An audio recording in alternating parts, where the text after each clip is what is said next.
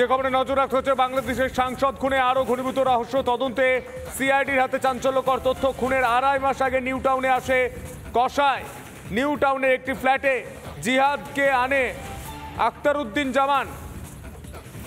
আখতারুজ্জামান এবং এই যে ব্যাগ, এই যে সুটকেস, সেই সুটকেসে ভরেই কিন্তু লোপাট করা হয়েছে দেহ, এমনটাই জানা যাচ্ছে। সেই সিসিটিভি ফুটেজ দেখতে পাচ্ছেন, এই সুটকেসে ভরেই লোপাট করা হয় দেহ। প্রথম দেহের যে চামড়া, সেই চামড়া ছাড়িয়ে নেওয়া হয়, তারপর দেহকে টুকরো টুকরো করে কাটা হয়। হাড় মাংস আলাদা করার পর 3টি পলিথিনে ভরে এই এইভাবে ব্যাগে করে শহরের নানান প্রান্তে ছড়িয়ে দেওয়া হয় তার দেহাংশ। কতটা ভয়ানক, কতটা নৃশংস ঘটনা আপনারা দেখতে পাচ্ছেন।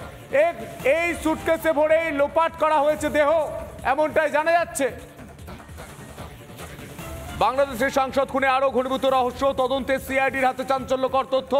খুনের আড়াই মাস আগে নিউ টাউনে চলে আসে কসাই, অর্থাৎ ঠান্ডা মাথায় খুন করা হয়েছে।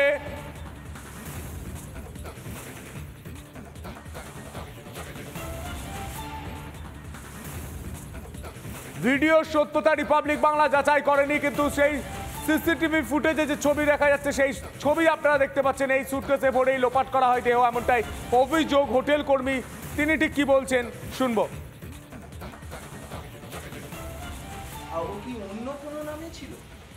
আমরা সেটা বলতে পারছি না, যা ভেরিফিকেশন করছে পুলিশ করছে, আর পুলিশ সব কিছু নিয়ে গেছে। আমরা পুলিশকে সহযোগিতা করছি। হ্যাঁ, পুলিশকে সহযোগিতা করছেন তো ঠিক আছে, মানে পুলিশ যার সিসিটিভি নিয়েছে সে কি অন্য নামে ছিল, জিহাদ হাওলাদার নামে ছিল? আমরা কিছু জানি না।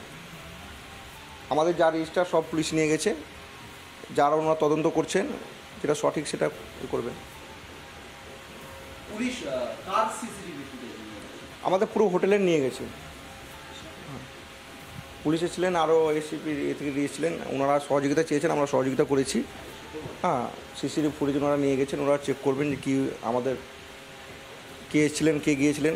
হ্যাঁ, জিহাদ হাওলাদার বা জুবের নামে কেউ কি ছিল? না, আমরা সেটা ওই নামে কেউ ছিল না, ওনারা রেজিস্টার নিয়ে গেছেন। আমরা তো এভাবে বলতে, আমরা তো প্রত্যেক গেস্টের কথা আমরা মনে রাখতে পারি না। এত গেস্ট আসেন, তো এত গেস্টের নাম মনে রাখাও সম্ভব না।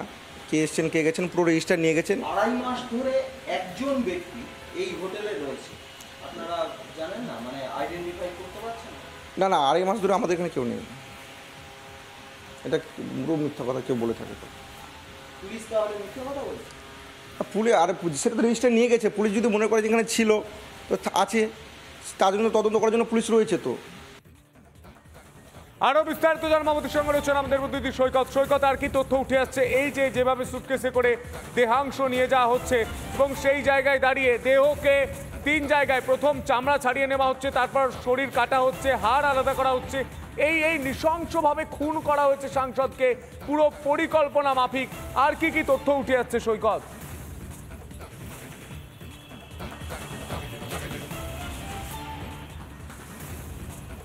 দেখো, তোমাকে যেটা জানাই, বাংলাদেশে যে টিমটা সিআইডি, যে টিমটি বাংলাদেশে গেছে, সেই টিমটি কিন্তু ইতিমধ্যেই বাংলাদেশের ডিবির কাছে যে 3 জন গ্রেপ্তার হয়ে রয়েছে তাদেরকে ইতিমধ্যেই জিজ্ঞাসাবাদ শুরু করেছে।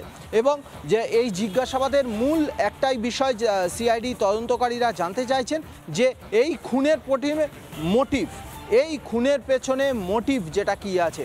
এই মুহূর্তে সবথেকে বড় হিন্ট দিয়ে রাখি, এই মুহূর্তে ডিএমপির কাছে বন্দি, ডিএমপির কাছে হেফাজতে থাকা 3 জন আসামি, তাদেরকে জিজ্ঞাসাবাদ শুরু করেছে সিআইডির একটি টিম।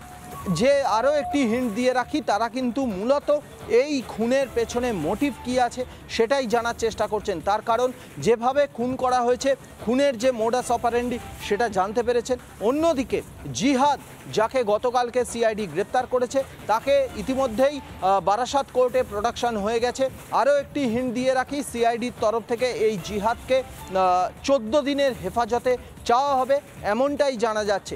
14 দিনের হেফাজত যদি মঞ্জুর হয়, তাহলে কিন্তু এই খুনের ঘটনার প্রচুর তদন্ত বেরিয়ে আসবে, প্রচুর তথ্য বেরিয়ে আসবে এমনটাই আশা করছেন সিআইডির আধিকারিকরা। কারণ জিহাদকে গতকাল থেকে গ্রেপ্তার করার পর সে কিন্তু সিআইডির কাছে প্রাথমিক জেরায় অনেক কিছু বলেছে, অনেক কিছু স্বীকার করেছে।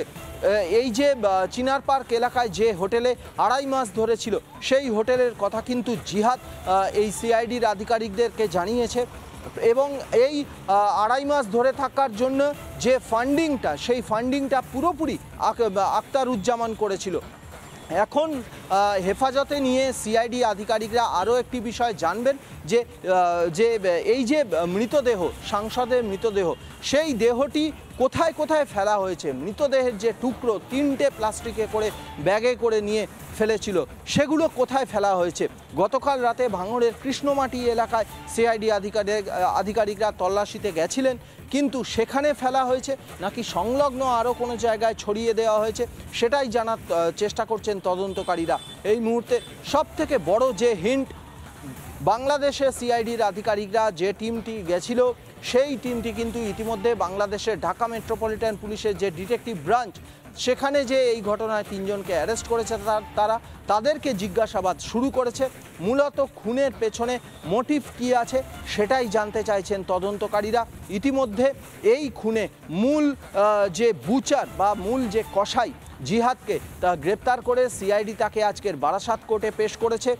তার কাছ থেকে আরও তথ্য জানতে চায়, এর সঙ্গে আরও কারা জড়িয়ে আছে কিনা।